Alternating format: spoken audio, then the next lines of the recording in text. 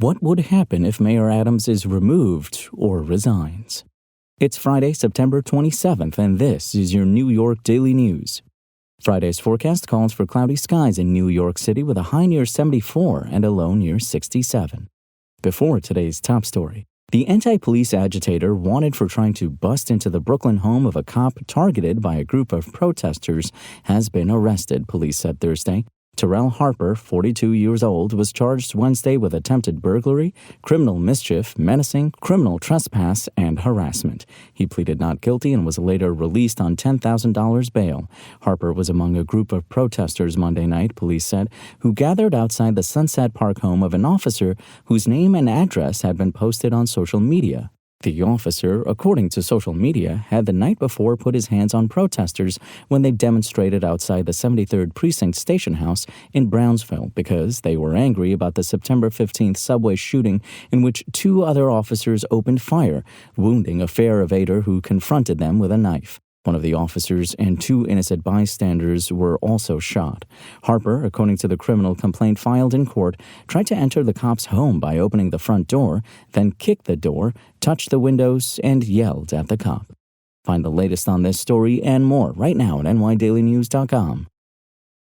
Questions about what's next for Mayor Adams intensified Thursday after he was indicted on federal charges of bribery, fraud, and foreign campaign donations. Adams, who's professed his innocence, has said forcefully he won't step down. But amid growing calls for his resignation, the mayor could be removed from office against his will. Here's what may follow.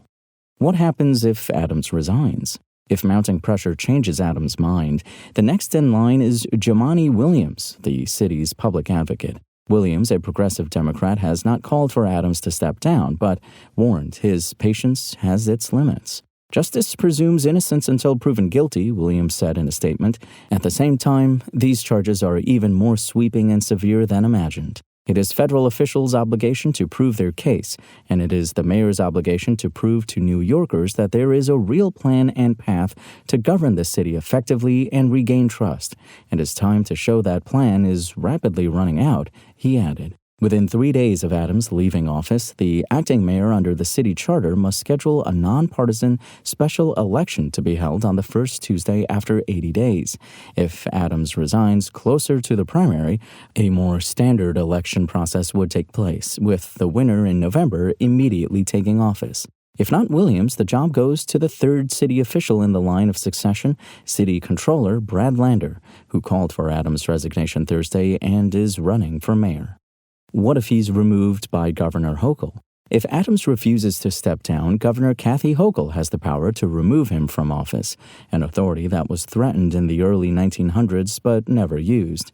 As of Thursday afternoon, Hochul said she'd have more to say soon. What if the governor decides not to remove Adams? Under the charter, city officials could form an inability committee that could vote Adams out. It would be comprised of Lander, Council Speaker Adrian Adams, the longest-serving borough president, Queens Borough President Donovan Richards, the city's top attorney, a position that's currently vacant, and a deputy mayor of Adams' choosing. But Jerry Goldfeder, an election and campaign finance lawyer at Cozen O'Connor, questioned whether an inability committee would be applicable in the case of an indictment. Inability is a term of art, and it relates to either being physically or emotionally in such a state that you can't carry out the duties of the office, Goldfeder said. It's not about whether a mayor is indicted, and I would be hard-pressed to conclude that just because someone is indicted, they are, quote-unquote, unable to function.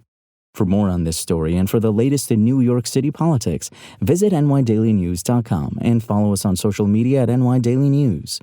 Thanks for listening. My name is Imran Sheikh. Spoken Layer.